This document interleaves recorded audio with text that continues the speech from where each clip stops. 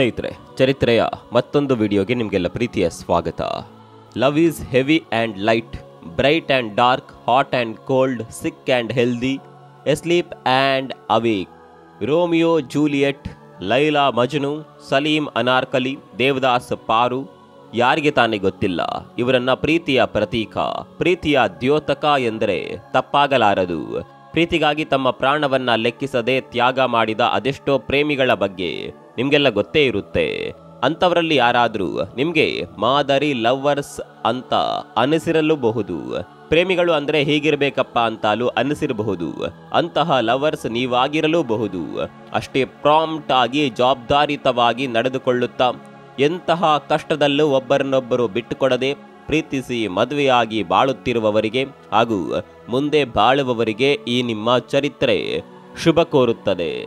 ಅಂತೆಯೇ ಸುಮ್ಮನೆ ಪ್ರೀತಿಯಲ್ಲಿ ಬಿದ್ದು ಪ್ರೀತಿ ಎಂದರೇನು, ಯಾವುದು ನಿಜವಾದ ಪ್ರೀತಿ ಎಂದರಿಯದೆ ಸುಮ್ಮನೆ ಹೆಣಗಾಡುತ್ತಿರುವಂತಹ ಅನೇಕರಿಗೆ ಮುನ್ಸೂಚನೆಯ ಕರೆಯ ರಿಂಗನ್ನು ಒತ್ತಲು ಇಂದಿನ ಅಂಕಣ, ಇಂದಿನ ವಿಡಿಯೋವನ್ನ ಪ್ರೀತಿಯಲ್ಲಿರುವವರಿಗೆಂದೇ ಮಾಡಲಾಗಿದೆ. ನೀವು ಯಾರೊಂದಿಗಾದರೂ ಪ್ರೀತಿಯಲ್ಲಿ ಬಿದ್ದಿದ್ದೀರಾ? ಅವರನ್ನು ಬಿಟ್ಟಿರಲಾರದಷ್ಟು ಅವರನ್ನೇ ನಂಬಿದ್ದೀರಾ?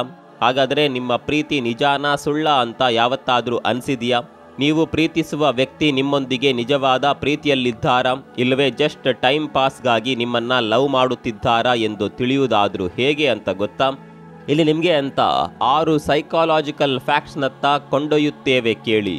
ಆದರೆ ಇದರಿಂದ ಯಾರೂ ನೊಂದುಕೊಳ್ಬೇಡಿ ಅಷ್ಟೇ. ಇದನ್ನು ಕೇಳಿದ ಮೇಲೆ ನಿಮಗೆ 100% ಗೊತ್ತಾಗುತ್ತೆ ನಿಮ್ಮ ಪ್ರೀತಿ ನಿಜಾನ, ನಿಮ್ಮ ಪಾರ್ಟ್ನರ್ ಟೈಮ್ ಪಾಸ್ಗಾಗಿ ನಿಮ್ಮನ್ನು ಲವ್ ಮಾಡುವ ನಾಟಕ ಮಾಡುತ್ತಿದ್ದಾರಾ ಅಂತ. ಜಾನ್ ಎಂ ಗಾಟ್ಮನ್ ಎಂಬ ಹೆಸರಾಂತ ಅಮೆರಿಕಾದ ಮನಶಾಸ್ತ್ರಜ್ಞ. ಇವರು ಕಪಲ್ಸ್ ಮತ್ತು ಅವರ ಸಂಬಂಧಕ್ಕೆ ರಿಲೇಟ್ ಆಗುವಂತಹ ಎಲ್ಲ ಪ್ರಾಬ್ಲಮ್ ಮತ್ತು ವೈವಾಹಿಕ ಸ್ಥಿರತೆಯ ಕಠಿಣತೆಗೆ ಕಾರಣವೇನೆಂಬುದನ್ನು ಅವರ ಲವ್ ಲ್ಯಾಬ್ನಲ್ಲಿ ಕಪಲ್ಸ್ಗಳ ಸಮೇತ ಕುಳಿತು ಅವರ ತೊಂದರೆಗಳು ಏನೆಂದು ತಿಳಿದು ಪರಿಹಾರ ಹುಡುಕುವ ನಿಟ್ಟಿನಲ್ಲಿ ಇಂತಹ ಸಂಶೋಧನೆ ನಡೆಸಿದ್ದರು. ಇವರ ಸತತ 14 ದಿನಗಳ ಸಂಶೋಧನೆಯನ್ನ ಸೈಂಟಿಫಿಕ್ ಪ್ರೂಫ್ನೊಂದಿಗೆ ಬಹಿರಂಗಪಡಿಸಿದ್ದಾರೆ. ಟ್ರೂ ಲವ್ ಬಗ್ಗೆ ಅವರು ನೀಡಿರುವ 6 ಸೈಕಾಲಜಿಕಲ್ ಫ್ಯಾಕ್ಟ್ಸ್ ಹೀಗಿವೆ.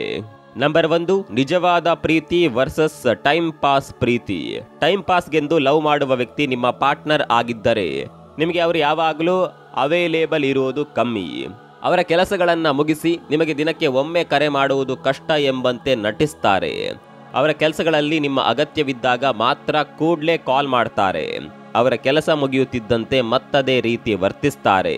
ಬೇಕಾದರೆ ಗಮನಿಸಿ, ಇಂಥವರು ನಿಮಗೆ ಅವರಾಗಿ ಕರೆ ಮಾಡೋದೇ ಇಲ್ಲ. ನೀವೇ ಅವರಿಗಾಗಿ ಮೊದಲು ಕಾಲ್ ಅಥವಾ ಮೆಸೇಜ್ ಮಾಡುತ್ತಿರುತ್ತೀರಿ. ಟೈಮ್ ಪಾಸ್ಗಾಗಿ ಪ್ರೀತಿ ಮಾಡುವ ವ್ಯಕ್ತಿ ಯಾವತ್ತಿಗೂ ನಿಮ್ಗಾಗಿ ಅವರಾಗಿಯೇ ಮೊದಲು ಕಾಲ್ ಅಥವಾ ಮೆಸೇಜ್ ಮಾಡೋದೇ ಇಲ್ಲ. ಆದರೆ ಟ್ರೂ ಲವ್ ಇದ್ದಲ್ಲಿ ಅದೆಷ್ಟೇ ಬ್ಯುಸಿ ಇದ್ದರೂ ಅವರಾಗಿಯೇ ಕರೆ ಮಾಡಿ ನಿಮ್ಮ ಬಗ್ಗೆ ವಿಚಾರಿಸ್ತಾರೆ ಅಲ್ವಾ? ನೀವೇನಾದರೂ ಅವರ ಕರೆಗಾಗಿ ಕಾಯುತ್ತಾ ನೀವೇ ಮೇಲೆ ಬಿದ್ದು ಕಾಲ್ ಮಾಡುತ್ತಾ ಮೆಸೇಜ್ ಮಾಡ್ತಾ ಇದ್ದರೂ ಆ ವ್ಯಕ್ತಿ ಸರಿಯಾಗಿ ಮಾತನಾಡದೆ ತಪ್ಪಿಸಿಕೊಳ್ಳುವ ರೀತಿ ವರ್ತಿಸಿದರೆ, ಇಂಥದ್ದೇ ಕೇರ್ಲೆಸ್ನೆಸ್ ಪದೇ ಪದೇ ಮುಂದುವರೆದರೆ, ಅವರ ಬ್ಯುಸಿ ಶೆಡ್ಯೂಲ್ ಹೊರತುಪಡಿಸಿ ನಾರ್ಮಲ್ ಡೇಸ್ಗಳಲ್ಲಿಯೂ ಅವರು ನಿಮಗಾಗಿ ಸಮಯ ಕೊಡದೆ ಸಬೂಬು ಹೇಳುತ್ತಿದ್ದಾರೆ ಎಂದರೆ ಅಂಥವರನ್ನ ನಂಬೋದು ಕಷ್ಟ. ಆಯಿತು, ಒಂದು ವೇಳೆ ಹೀಗೆ ಅಂದುಕೊಳ್ಳೋಣ, ಅವರು ಕೆಲಸದಲ್ಲಿ ಬ್ಯುಸಿ ಇದ್ದಾಗ ಹೇಗೆ ಕಾಲ್ ಮಾಡ್ತಾರೆ ಅಂತ. ಆದರೆ ಯಾರೇ ಆದರೂ ಅಷ್ಟೆಲ್ಲ ಬ್ಯುಸಿ ಅಂತ ಅಂದುಕೊಳ್ಳೋದು ಮೊದಲು ನಿಮ್ಮ ತಪ್ಪು. 5 ನಿಮಿಷ ಕೂಡ ತನ್ನವರಿಗಾಗಿ ಕಾಲ್ ಮಾಡಲಾಗದಷ್ಟು ಬ್ಯುಸಿಯಾಗಿ ಯಾರೂ ಇರೋದಿಲ್ಲ. ಒಂದಿನ ಅಲ್ಲ, ಪ್ರತಿದಿನ ಅವರು ಹೀಗೆ ನಡೆದುಕೊಳ್ಳುತ್ತಿದ್ದಾರೆ ಅಂದರೆ ಅವರಲ್ಲಿ ನಿಮಗಾಗಿ ಯಾವುದೇ ಪ್ರೀತಿಯಾಗಲಿ ನಿಮ್ಮ ಬಗ್ಗೆ ಕಾಳಜಿ ಆಗಲಿ ಇರೋದಿಲ್ಲ. ಜಸ್ಟ್ ಟೈಮ್ ಪಾಸ್ಗಾಗಿ ನಿಮ್ಮ ಜೊತೆಗೆ ಇರ್ತಾರೆ. ಇಂಥವರು ಮುಂದೊಂದು ದಿನ ನಿಮ್ಮ ಕೈಗೆ ಚೊಂಬು ಕೊಡೋದಂತೂ ಖಂಡಿತ ನೆನಪಿಟ್ಕೊಳ್ಳಿ. ನಿಮಗೆ ಇದು ತಿಳಿದಿದೆಯಾ? ಪ್ರೀತಿ ಒಂದು ಕೆಮಿಕಲ್ ಬಾಂಡ್ನಿಂದ ಆಗುವಂಥದ್ದು. ನೀವು ಪ್ರೀತಿಯಲ್ಲಿದ್ದಾಗ ನಮ್ಮ ಮೆದುಳಿನ ಒಳಗೆ ಡೋಪಮೈನ್ ಎನ್ನುವ ಕೆಮಿಕಲ್ ರಿಲೀಸ್ ಆಗುತ್ತದೆ. ಅದು ನಿಮ್ಮಲ್ಲಿ ಎಕ್ಸ್ಟ್ರೀಮ್ ಲೆವೆಲ್ವರೆಗೆ ಖುಷಿ ಹುಟ್ಟುವಂತೆ ಮಾಡುತ್ತದೆ. ಜಗತ್ತಿನ ಬೇರಾವ ಖುಷಿಯೂ ಅದರಷ್ಟು ಖುಷಿಯನ್ನು ನೀಡಲು ಸಾಧ್ಯವೇ ಇಲ್ಲ ಎಂಬಂತೆ ನಿಮಗೆ ಅನಿಸುತ್ತದೆ. ಇದರ ಕಾರಣವಾಗಿಯೇ ನಿಮಗೆ ಪ್ರೀತಿಯಾದಾಗ ನೀವು ಯಾವಾಗಲೂ ನಿಮ್ಮ ಸಂಗಾತಿಯೊಂದಿಗೆ ಕಾಲ ಕಳೆಯಲು, ಅವರೊಂದಿಗೆ ಮಾತನಾಡಲು ಬಯಸುತ್ತೀರಿ. ಅವರೊಂದಿಗೆ ಕಳೆಯುವ ಸಮಯ ಎಷ್ಟು ಖುಷಿ ಕೊಡುತ್ತದೆ ಎಂದರೆ ಅದರ ಮುಂದೆ ಏನೇ ಕೊಟ್ಟರೂ ಅದು 0 ಅನಿಸುತ್ತದೆ. ಯಾರು ನಿಮ್ಮನ್ನ ಪ್ರೀತಿಸುವುದೇ ಇಲ್ಲವೋ ಅವರಿಗೆ ನಿಮ್ಮ ಭಾವನೆಗಳ ಕುರಿತು ಕಿಂಚಿತ್ತೂ ಯೋಚನೆಯೇ ಇರೋದಿಲ್ಲ. ಅವರು ಜೀವನ ಪೂರ್ತಿ ಜೊತೆಯಲ್ಲಿದ್ದರೂ ನಿಮ್ಮ ಜೊತೆ ಕನೆಕ್ಟ್ ಆಗೋದೇ ಇಲ್ಲ. ಅವರು ನಿಮ್ಮಿಂದ ಏನು ಬೇಕು ಅದರ ಕಡೆಗೆ ಮಾತ್ರ ಗಮನ ಹರಿಸ್ತಾರೆ. ಅವರ ಕೆಲಸ ಮುಗಿಯುತ್ತಲೇ ಅವರು ನಿಮ್ಮನ್ನ ನಡು ನೀರಿನಲ್ಲಿ ಕೈಬಿಟ್ಟು ಎಸ್ಕೇಪ್ ಆಗ್ತಾರೆ. ಹುಷಾರ್. ಈ ರೀತಿ ನಿಮ್ಮ ಪಾರ್ಟ್ನರ್ ದಿನವೂ ವರ್ತಿಸುತ್ತಿದ್ದಲ್ಲಿ ನೀವು ಸ್ವಲ್ಪ ಜಾಗರೂಕತೆ ವಹಿಸೋದು ಒಳ್ಳೆಯದು. ಯಾಕಂದ್ರೆ ಇಂಥವರಲ್ಲಿ ಅನೇಕರು ಕೇವಲ ಟೈಮ್ ಪಾಸ್ಗಾಗಿ ಲವ್ ಮಾಡ್ತಾ ಇರ್ತಾರೆ ಅಷ್ಟೇ. ಎರಡನೇದು, ದೈಹಿಕ ಸಂಬಂಧವನ್ನ ಮಾತ್ರ ಬಯಸ್ತಾರೆ. ಟೈಮ್ ಪಾಸ್ಗಾಗಿ ಲವ್ ಮಾಡುವವರು ಜಸ್ಟ್ ನಿಮ್ಮ ದೇಹಕ್ಕಾಗಿ ಆಸೆ ಪಡ್ತಾರೆ. ನಿಮ್ಮ ಹೃದಯದಲ್ಲಿಟ್ಟು ಅವರನ್ನ ಪೂಜಿಸಿದ್ರೂ ಸಹ ಅದು ಅವರಿಗೆ ಗೊತ್ತಾಗದು. ಅಂದಹಾಗೆ ನಾವಿಲ್ಲಿ ನಿಮ್ಮಿಬ್ಬರ ಮಧ್ಯೆ ಫಿಸಿಕಲ್ ರಿಲೇಶನ್ಶಿಪ್ ಇರುತ್ತದೆ ಅಂತ ಆಗ್ಲಿ ಅಥವಾ ಫಿಸಿಕಲಿ ನೀವು ಕನೆಕ್ಟ್ ಆಗೋದು ತಪ್ಪು ಅಂತ ಆಗ್ಲಿ ಹೇಳುತ್ತಿಲ್ಲ. ನೀವು ಅಡಲ್ಟ್ ಆಗಿದ್ದರೆ ಒಬ್ಬರಿಗೊಬ್ಬರು ನಿಜವಾದ ಪ್ರೀತಿ ಮಾಡುವವರು ನಿಮ್ಮ ರಿಲೇಶನ್ಶಿಪ್ನಲ್ಲಿ ನಂಬಿಕೆ ಇಟ್ಟು ಫಿಸಿಕಲಿ ಮುಂದುವರಿಯುತ್ತೀರಾ ಅಂದರೆ ಅದೆಲ್ಲ ನಿಮ್ಮ ಆತ್ಮಸಾಕ್ಷಿಗೆ ನಿಮ್ಮ ಯೋಚನೆಗೆ ನಿಲುಕುವಂತ ವಿಚಾರಗಳು. ನಾವಿಲ್ಲಿ ಅದನ್ನ ಟಚ್ ಮಾಡುವ ಗೋಜಿಗೆ ಹೋಗಲ್ಲ. ಆದರೆ ಯಾರಿಗೆ ನೀವು ಅವರಿಗೆ ಮೂಡಿದ್ದಾಗ ಮಾತ್ರ ಬೇಕು ಅನಿಸುತ್ತೀರೋ, ತಮ್ಮ ಕೆಲಸ ಮುಗಿಸಿ ಮತ್ತೆ ನಿಮ್ಮನ್ನ ಅವಾಯ್ಡ್ ಮಾಡಲು ಶುರು ಮಾಡ್ತಾರೋ ಅಂತವರ ಥಿಂಕಿಂಗ್ ಬೇರೆನೇ ಇರುತ್ತೆ. ಹಾಗಾಗಿ ನಿಮಗೂ ಇಂಥದ್ರ ಅರಿವಾಗುತ್ತಿದೆ ಎಂದರೆ ತಿಳಿದುಕೊಳ್ಳಿ, ನಿಮ್ಮ ಪಾರ್ಟ್ನರ್ಸ್ಗೆ ನಿಮ್ಮ ಬಗ್ಗೆ ಆಗಲಿ ನಿಮ್ಮ ಫೀಲಿಂಗ್ಸ್ಗಳ ಬಗ್ಗೆ ಆಗಲಿ ಕಿಂಚಿತ್ತು ಕಾಳಜಿ ಇಲ್ಲ ಅಂತ. ನಿಮಗೆ ಒಪ್ಪಿಗೆ ಇದ್ದು ನೀವಿಬ್ಬರು ಫಿಸಿಕಲಿ ಕನೆಕ್ಟ್ ಆಗೋದು ಬಿಟ್ಟು ಅವರೇನಾದರೂ ನಿಮಗೆ ಒಪ್ಪಿಗೆ ಇಲ್ಲದೆ ಹೋದರೂ ನಿಮ್ಮನ್ನ ಫೋರ್ಸ್ ಮಾಡಿ ಕೆಟ್ಟದಾಗಿ ಬಳಸಿಕೊಂಡರೆ ಅದನ್ನ ಯಾರೂ ಪ್ರೀತಿ ಎನ್ನುವುದಿಲ್ಲ. ಅದು ನಿಮಗೆ ಒಪ್ಪಿಗೆ ಇಲ್ಲದೆ ನಿಮ್ಮನ್ನ ಬಳಸಿಕೊಂಡಾಗ ಅದು ವ್ಯಭಿಚಾರವೇ ಅನಿಸುತ್ತದೆ. ಹಾಗಾಗಿ ಇಂಥವರನ್ನ ಸಲೀಸಾಗಿ ನಂಬಲು ಹೋಗಬೇಡಿ. ನಿಮ್ಮ ಅಂದಕ್ಕೆ ಮಾತ್ರ ಅವರು ಪ್ರೇಮಿಯಾಗಿದ್ದರೆ ಅಂಥವರನ್ನ ದೂರ ಇಡಿ. ಅವರ ಸಂಪರ್ಕವೇರ್ಪಡುವ ಮುನ್ನ ನಿಮ್ಮ ಪಾರ್ಟ್ನರನ್ನ ಗಮನಿಸಿ ಒಂದಷ್ಟು ದಿನ ಅವರನ್ನ ಸ್ಟಡಿ ಮಾಡಿ ಮುಂದುವರಿಯಿರಿ. ಇಲ್ಲವಾದಲ್ಲಿ ಇಂತಹ ನಂಬಿಕೆ ದ್ರೋಹಿಗಳು ಇರುತ್ತಾರೆ, ಎಚ್ಚರ. ನಂಬರ್ 3, ಪ್ರೀತಿಯ ಸಂಬಂಧದಲ್ಲಿ ಭವಿಷ್ಯದ ಬಗ್ಗೆ ಖಚಿತವಾಗಿರೋದಿಲ್ಲ. ನೀವು ಯಾವಾಗಲಾದರೂ ಕೇಳಿ ನಿಮ್ಮ ಪ್ರಿಯತಮನ ಅಥವಾ ಪ್ರಿಯತಮೆಯ ಫ್ಯೂಚರ್ನ ಬಗ್ಗೆ ಅವರು ಒಂದಿಲ್ಲ ಒಂದು ಕಾರಣವೊಡ್ಡಿ ನನಗೆ ಸರಿಯಾಗಿ ಏನು ಗೊತ್ತಿಲ್ಲ, ನಾನಿನ್ನೂ ಯೋಚಿಸಿಲ್ಲ ಅನ್ನೋದೇ ಅವರ ಆನ್ಸರ್ ಆಗಿದ್ದರೆ, ಕಳ್ಳನಿಗೊಂದು ಪಿಳ್ಳೆನೆವ ಎನ್ನುವ ಹಾಗೆ ನಡೆದುಕೊಂಡರೆ, ನಿಮ್ಮವರು ನಿಮಗೆ ಯಾವುದೇ ಫ್ಯೂಚರ್ ಪ್ಲಾನ್ಸ್ ಅನ್ನ ಹೇಳಲು ರೆಡಿ ಇರೋದಿಲ್ಲ ಎಂದರೆ ಅವರ ಫ್ಯೂಚರ್ನಲ್ಲಿ ನೀವು ಖಂಡಿತ ಇರೋದಿಲ್ಲ ಅಂತಾನೆ ಲೆಕ್ಕ. ಯಾಕಂದ್ರೆ ನಿಮ್ಮ ಪ್ರೀತಿ ಟ್ರೂ ಆಗಿದ್ದಾಗ ಅವರು ನಿಮ್ಮೊಡನೆ ಪೂರಾ ಲೈಫ್ ಜೊತೆಗಿರಲು ಬಯಸಿದ್ದಲ್ಲಿ ನಿಮ್ಮೊಂದಿಗೆ ಅವರ ಎಲ್ಲ ಪ್ಲಾನ್ಸ್ ಅನ್ನ ಶೇರ್ ಮಾಡಬೇಕಲ್ವಾ. ಪ್ರೀತಿಯಲ್ಲಿ ಅಷ್ಟಾದರೂ ನಂಬಿಕೆ ಇರಲೇಬೇಕಲ್ವಾ. ಒಬ್ಬರಿಗೊಬ್ಬರು ಡೌಟ್ ಮಾಡೋದು ಪ್ರೀತಿ ಅಲ್ಲವೇ ಅಲ್ಲ. ಟೈಮ್ ಪಾಸ್ ಮಾಡುವವರು ಯಾವತ್ತಿಗೂ ಒಂದು ಸೆಕ್ಯೂರ್ ಲೈಫ್ನ ಪ್ಲಾನಿಂಗ್ ಬಗ್ಗೆ ನಿಮ್ಮೊಂದಿಗೆ ಮಾತನಾಡೋದಿಲ್ಲ ಎಂಬುದು ನೆನಪಿರಲಿ. ಬೇಕಿದ್ದಲ್ಲಿ ಇಂಥವರೊಂದಿಗೆ ನಿಮ್ಮ ಫ್ಯೂಚರ್ ಪ್ಲಾನ್ ಬಗ್ಗೆ ಇಲ್ಲವೇ ಕಮಿಟ್ಮೆಂಟ್ಗಾಗಿಯೂ ಕೇಳಿ ನೋಡಿ. ಕೂಡಲೇ ಅವರ ಮಾತು ಬೇರೆಡೆಗೆ ತಿರುಗಿರುತ್ತದೆ. ಅವರ ಕಾನ್ಫಿಡೆನ್ಸ್ ಲೆವೆಲ್ ಲೋ ಆಗುತ್ತದೆ. ಅವರು ತಕ್ಷಣ ನಿಮ್ಮ ಮಾತನ್ನ ಮ್ಯಾನುಪ್ಲೇಟ್ ಮಾಡಲು ಶುರು ಮಾಡ್ತಾರೆ. ನಿಮಗೂ ಇಂಥದ್ದೆಲ್ಲ ಆಗುತ್ತಿದ್ದರೆ ಬೇರೆ ಯೋಚನೆ ಮಾಡದೆ ಅವರನ್ನ ಫೇಕ್ ಅಂತಾಲೆ ಅಂದುಕೊಳ್ಳಿ. ಹಾಗೆ ನಿಮ್ಮ ಪಾರ್ಟ್ನರ್ಸ್ಗೆ ನಿಮ್ಮ ಫೀಲಿಂಗ್ಸ್ ಅನ್ನ ಅರ್ಥ ಮಾಡಿಕೊಂಡು ನಿಮಗೆ ಕಮಿಟ್ ಆಗಲು ಸ್ವಲ್ಪ ಟೈಮ್ ಬೇಕು ಅಂತಾಲೆ ಇಟ್ಕೊಳ್ಳಿ. ನಿಮ್ಮ ರಿಲೇಶನ್ಶಿಪ್ ಶುರುವಾಗಿ 6 ರಿಂದ 12 ತಿಂಗಳು ಅಂದ್ರೆ 1 ವರ್ಷವೇ ಆಗಿದೆ ಅಂತ ಆದ್ರೆ ಇನ್ನು ಸಹ ನಿಮ್ಮ ಪಾರ್ಟ್ನರ್ ನಿಮಗೆ ಕಮಿಟ್ ಆಗಲು ಮೀನಾಮೇಷ ಎಣಿಸುತ್ತಿದ್ದಾರೆ ಎಂದರೆ ಕೂಡಲೇ ಎಚ್ಚೆತ್ತುಕೊಳ್ಳಿ. ಇಲ್ಲವಾದಲ್ಲಿ ಮುಂದೊಂದು ದಿನ ಅವರು ಮೋಸ ಮಾಡಿ ಹೋದಾಗ ಅಳುತ್ತಾ ಕೂರದೆ ಈಗಲೇ ಸಮಾಲೋಚಿಸಿ ನಿರ್ಧಾರ ತೆಗೆದುಕೊಳ್ಳುವುದು ಬುದ್ಧಿವಂತರ ಲಕ್ಷಣ. ನಂಬರ್ 4, ಮಾತಿನ ಅಂತರ ಕಾಯ್ದುಕೊಳ್ತಾರೆ. ಎಲ್ಲಿ ಮುನಿಸು ಕೋಪ ಇರುತ್ತೋ ಅಲ್ಲಿ ಕಾಳಜಿಯ ಪ್ರೀತಿಯು ಅಷ್ಟೇ ಇರುತ್ತಂತೆ. ಒಂದು ರಿಲೇಶನ್ಶಿಪ್ನಲ್ಲಿ ಸಣ್ಣ ಪುಟ್ಟ ಜಗಳವಾಗುವುದು ಸರ್ವೇ ಸಾಮಾನ್ಯ. ಅದನ್ನ ಒಂದು ಅಪ್ಪುಗೆ ದೂರ ಮಾಡಿಬಿಡುತ್ತದೆ ಅಂದರೆ ನಂಬ್ತೀರಾ ಅಲ್ವಾ? ಅದು ನಿಜವಾದ ಪ್ರೀತಿ ಇದ್ದಾಗ ಮಾತ್ರ ಆಗುವಂಥದ್ದು.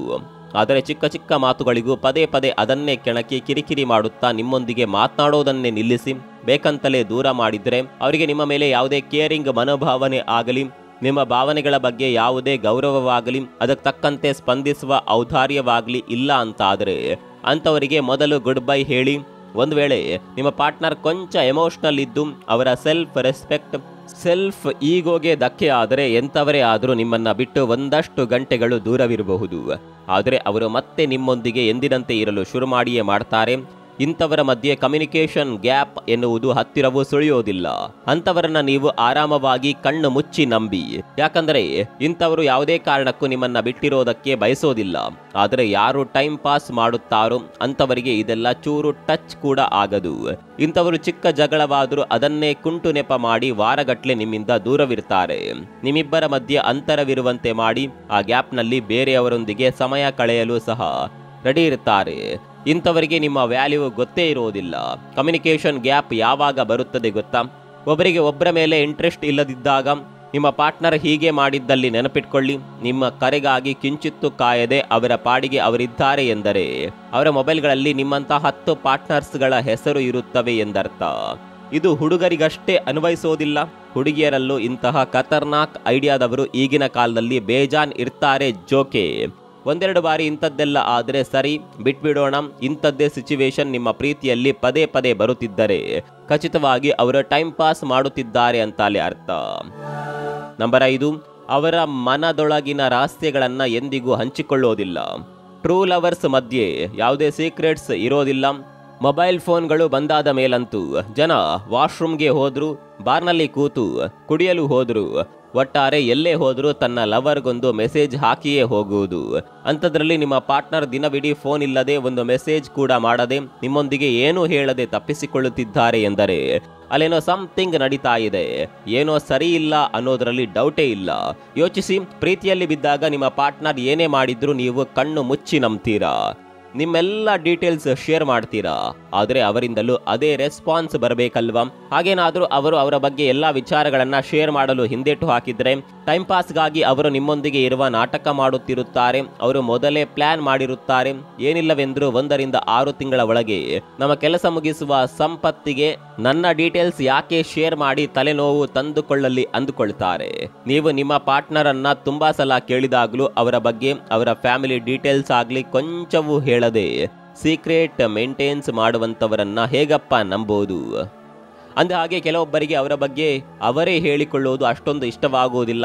ಆದರೆ ಒಬ್ಬ ಹುಡುಗಿ ಕಮಿಟ್ ಆದರೆ ಅಷ್ಟಾದರೂ ಅನಿಸುತ್ತೆ ಅಲ್ವಾ, ತನ್ನ ಬಗ್ಗೆ ತನ್ನ ಪಾರ್ಟ್ನರ್ಗೆ ಎಲ್ಲವನ್ನ ಶೇರ್ ಮಾಡಬೇಕು ಅಂತ.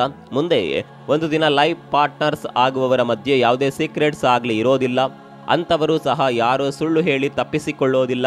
ಆದರೆ ಟೈಮ್ ಪಾಸ್ ಮಾಡುವವರು ಏನನ್ನ ನಿಮ್ಮೊಂದಿಗೆ ಮನಸ್ಸು ಬಿಚ್ಚಿ ಹೇಳಿಕೊಳ್ಳೋದೇ ಇಲ್ಲ. ಪ್ರತಿಯೊಂದು ವಿಚಾರದಲ್ಲೂ ಸೀಕ್ರೆಟ್ ಮೇಂಟೈನ್ ಮಾಡ್ತಾರೆ. ಅಂಥವರು ಗೇಮ್ ಪ್ಲಾನ್ ಮಾಡಿದ್ದಾರೆ ಅಂತ ಸ್ಟಾರ್ಟಿಂಗ್ನಲ್ಲೇ ತಿಳಿಯಬೇಕಾದದ್ದು ಇಲ್ಲಿ ನಿಮಗೆ ಬಿಟ್ಟಿದ್ದು. ನಂಬರ್ 6, ಭಾವನೆಗಳು ವ್ಯತಿರಿಕ್ತವಾಗುವುದು. ನಿಮ್ಮ ಫೀಲಿಂಗ್ಸ್ಗೆ ಬೆಲೆ ಕೊಡದೆ ಇರುವವರನ್ನ ಲವ್ ಮಾಡೋದು ಇರುಳು ಕಂಡ ರಾತ್ರಿಯಲ್ಲಿ ಹಗಲೇ ಬಿದ್ದಂತೆ. ನೀವು ಅವರನ್ನ ಎಷ್ಟೆಲ್ಲ ಲವ್ ಮಾಡಿ ಅವರನ್ನ ಖುಷಿಯಾಗಿ ಇಡಲು ಏನೆಲ್ಲ ಸರ್ಕಸ್ ಮಾಡಿದ್ರೂ ಸಹ ಅದೆಲ್ಲ ಅವರಿಗೆ ಲೆಕ್ಕವೇ ಇರೋದಿಲ್ಲ. ಅವರು ನಿಮ್ಮ ಎಮೋಷನ್ಸ್ಗಳನ್ನು ಅರ್ಥ ಮಾಡಿಕೊಳ್ಳದೆ ನಡೆದುಕೊಂಡರೆ, ನಿಮ್ಮ ಬಗ್ಗೆ ಅಸಡ್ಡೆ ತೋರಿದರೆ ಅಂಥವರಿಂದ ಆದಷ್ಟು ದೂರವಿರಿ. ಯಾಕಂದರೆ ಹೀಗೆ ಟೈಮ್ ಪಾಸ್ ಮಾಡುವವರಿಗೆ ಬೇಕಾದ್ದು ಏನು ಎಂಬುದು ತಿಳಿಯದಿರುವಷ್ಟು ಮುಗ್ಧರು ಇಂದಿನ ದುನಿಯಾದಲ್ಲಿ ಯಾರೂ ಇಲ್ಲ ಅನ್ಸುತ್ತೆ. ಪ್ರೀತಿ ಕುರುಡು ಅಂತ ಕಣ್ಣಿದ್ದು ಸಹ ಕುರುಡರಾಗಿ ಇಂಥವರನ್ನ ನಂಬುತ್ತಾ ಕೂರೋದು ನಿಮ್ಮ ಮೂರ್ಖತನ. ನಿಮ್ಮ ಫೀಲಿಂಗ್ಸ್ಗೆ ಬೆಲೆ ಕೊಡದೆ ಇರುವವರ ಹಿಂದೆ ಓಡೋದನ್ನ ಕಡಿಮೆ ಮಾಡಿ. ಇಂಥವರೆಲ್ಲ ನಿಮ್ಮನ್ನು ಯೂಸ್ ಮಾಡಿಕೊಂಡು ಟಿಶ್ಯೂ ಪೇಪರ್ನಂತೆ ಬಿಸಾಡ್ತಾರೆ ಅನ್ನೋದು ನಿಮಗೆ ಬೇಗ ಅರಿವಾದರೆ ಒಳ್ಳೆಯದು. ಒಂದು ವೇಳೆ ಇಬ್ಬರಲ್ಲೂ ಮನಸ್ತಾಪವಾಗಿ ಹುಡುಗ ಅಥವಾ ಹುಡುಗಿ ಯಾರೇ ಆಗಲಿ ಯಾವುದೋ ಈಗೋ ತೋರದೆ ಮುನಿಸನ್ನ ಸೈಡಲ್ಲಿಟ್ಟು ಸಾರಿ ಕೇಳಿದಾಗಲೂ ಎದುರಿನ ನಿಮ್ಮ ವ್ಯಕ್ತಿಗೆ ನಿಮ್ಮ ಮೇಲೆ ಪ್ರೀತಿ ಇಲ್ಲದೆ ಇದ್ದರೆ ಚಿಂತಿಸಬೇಡಿ. ಇಂಥವರು ಯಾವಾಗಲೂ ನಿಮ್ಮ ಭಾವನೆಗಳೊಂದಿಗೆ ಆಟವಾಡುತ್ತಾ ನಿಮ್ಮನ್ನು ಅವರ ಕಾಲ ಕೆಳಗೆ ಇಟ್ಕೊಳ್ಳಲು ನೋಡುತ್ತಾರೆ. ಅವರು ಹೇಳಿದಂತೆ ಕೇಳುವಂತೆ ಡಾಮಿನೇಟ್ ಮಾಡುತ್ತಾರೆ, ಇಲ್ಲವೇ ಅವಾಯ್ಡ್ ಮಾಡಲು ಶುರು ಮಾಡ್ತಾರೆ. ಅಂಥವರು ನಿಮ್ಮ ಭಾವನೆಗಳಿಗಾಗಲಿ, ನೀವು ಅವರಿಗಾಗಿ ಮಾಡಿದ ತ್ಯಾಗಗಳನ್ನಾಗಲಿ, ನೀವು ಅವರ ಜೊತೆ ಕಳೆದ ಕ್ಷಣಗಳನ್ನಾಗಲಿ ನೆನಪಲ್ಲಿಟ್ಟುಕೊಳ್ಳದೆ ನಡೆದುಕೊಂಡಿದ್ದೇ ಆದಲ್ಲಿ ಅವರು ಒಳ್ಳೆಯ ವ್ಯಕ್ತಿ ಎಂದು ಪರಿಗಣಿಸಲೇಬೇಡಿ. ಯಾವಾಗಲೂ ಒಂದೇ ಥರ ಎಲ್ಲರ ಮನಸ್ಸಿನ ಭಾವನೆಗಳು ಇರೋದಿಲ್ಲ. ಅವರ ಮೂಡ್ನಲ್ಲಿ ಏರುಪೇರಾದಾಗ ಗೊತ್ತಿಲ್ಲದೆ ನಿಮಗೆ ಹರ್ಟ್ ಮಾಡಿದ್ರೂ ಸಹ ಅದು ತಪ್ಪಲ್ಲ. ಅದನ್ನು ಕಣ್ಮುಚ್ಚಿ ಒಪ್ಪಿಕೊಳ್ಳಿ. ಯಾಕಂದರೆ ಇಂತಹ ಸಮಯದಲ್ಲಿ ನಿಮ್ಮ ಪಾರ್ಟ್ನರನ್ನು ನೀವು ಅರಿತು ನಡೆಯಲೇಬೇಕು. ಆದರೆ ಎಲ್ಲ ದಿನವೂ ಇದೇ ರೀತಿ ಅವರು ನಡೆದುಕೊಂಡಲ್ಲಿ ಅವರ ಪ್ರೀತಿಗೆ ಮೊದಲು ಫುಲ್ ಸ್ಟಾಪ್ ಇಡೋದು ಹೇಗೆ ಎಂದು ಯೋಚಿಸಿ. ಯಾಕಂದರೆ ಲವ್ ಮಾಡುವವರು ಯಾರೇ ಆದರೂ ಒಬ್ಬರನ್ನೊಬ್ಬರು ಕಾಳಜಿ ಮಾಡುತ್ತಾ ಇನ್ನೊಬ್ಬರ ಭಾವನೆಗಳನ್ನು ರೆಸ್ಪೆಕ್ಟ್ ಮಾಡ್ತಾರೆ. ಸುಖ ಸುಮ್ಮನೆ ಹರ್ಟ್ ಮಾಡುವವರು ಲವರ್ಸ್ ಅಲ್ವೇ ಅಲ್ಲ. ಯಾಕಂದರೆ ಟ್ರೂ ಲವರ್ಸ್ ಆಗಿದ್ದಲ್ಲಿ ಅವರು ಮನಸಾರೆ ಲವ್ ಮಾಡ್ತಾರೆ. ಅಂಥವರಲ್ಲೂ ಜಗಳವಾಗುತ್ತದೆ, ಆದರೆ ಅದೆಲ್ಲ ಕ್ಷಣಿಕ ಅಷ್ಟೇ. ಅಂಥವರು ಎಂದಿಗೂ ತನ್ನ ಪಾರ್ಟ್ನರ್ಸ್ನ ಭಾವನೆಗಳನ್ನು ಹರ್ಟ್ ಮಾಡೋದಿಲ್ಲ. ಇದರ ವಿರುದ್ಧವಾಗಿ ನಿಮ್ಮ ಪಾರ್ಟ್ನರ್ ನಡೆದುಕೊಂಡಲ್ಲಿ ನೀವು ಅಂಥವರಿಂದ ದೂರವಾಗಿ ನಿಮ್ಮ ಜೀವನ ನೀವು ಕಟ್ಟಿಕೊಳ್ಳೋದೇ ಸರಿ ಅನಿಸುತ್ತೆ. The course of true love never did run smooth. ಅಂದರೆ ನಿಜವಾದ ಪ್ರೀತಿ ಎಂದಿಗೂ ಸುಗಮವಾಗಿರೋದಿಲ್ಲ ಎಂದರ್ಥ. ಈ ಹೇಳಿಕೆಯನ್ನು ವಿಲಿಯಂ ಶೇಕ್ಸ್ಪಿಯರ್ ಅವರ a midsummer night's dream ಎನ್ನುವ ನಾಟಕದಲ್ಲಿ ಬರೆದಿದ್ದಾರೆ. ಪ್ರೀತಿ ಎಂಬುದೇ ಹಾಗೆ, ನೋವು, ನಲಿವು, ಸುಖ, ದುಃಖ ಎಲ್ಲವೂ ಮೇಳೈಸಿರುವ ಒಂದು ಸುಮಧುರ ಭಾವನೆ. ಒಮ್ಮೆ ಯಾರಿಗೆ ಆದರೂ ಪ್ರೀತಿ ಹುಟ್ಟಿದಾಗ ಜಗತ್ತೇ ಮರೆತು ಹೋಗುತ್ತೆ. ಆದರೆ ನಾವಂದುಕೊಂಡಷ್ಟು ಈಸಿಯಾಗಿ ಅದು ಹಾಗೆಯೇ ಮುಂದುವರಿಯೋದಿಲ್ಲ.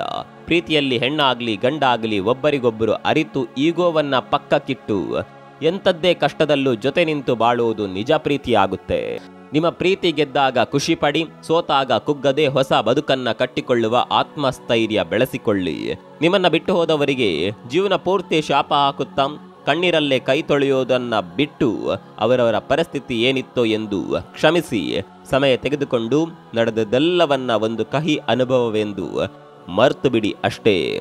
ಈ ವಿಚಾರದ ಬಗ್ಗೆ ನಿಮ್ಗೆ ಏನನ್ಸುತ್ತೆ ಅನ್ನೋದನ್ನು ಕಾಮೆಂಟ್ ಮಾಡಿ. ಮತ್ತೊಂದು ವಿಡಿಯೋದಲ್ಲಿ ಸಿಗೋಣ. ಅಲ್ಲಿವರೆಗೂ ನಮಸ್ಕಾರ.